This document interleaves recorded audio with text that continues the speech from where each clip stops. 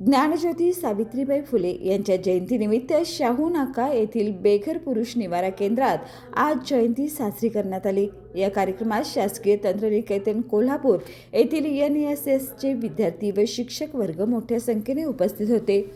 या प्रसंगी NSSच्या वतीने निवारा केंद्रात अन्नधान्य व खाऊचं वितरण करण्यात आलं।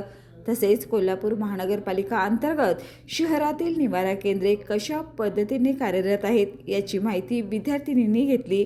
लाभार्थ्यांना खाऊ वाटप करण्यात आलं असून सावित्रीबाई फुले यांच्या प्रतिमेला पुष्पहार अर्पण करून अभिवादन करण्यात आलं।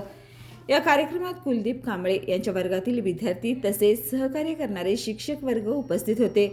यामध्ये विभाग प्रमुख doctor Gadgil sir, KD Kamble, VR Ajinge, Shrimati JV Neelkanth, Shrimati YR Dabhode यांच्यासह कर्मचारी व विद्यार्थिनींनी मोठ्या संख्येने सहभागी होते।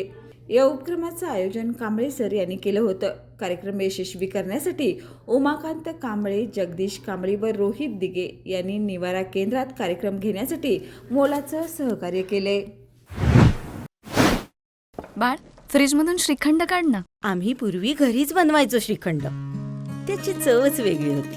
आता काय सगळं रेडीमेड। आजी, हे श्रीखंड खाऊन बघ। आज तुझ्या आईनं घरीच बनवलं की काय?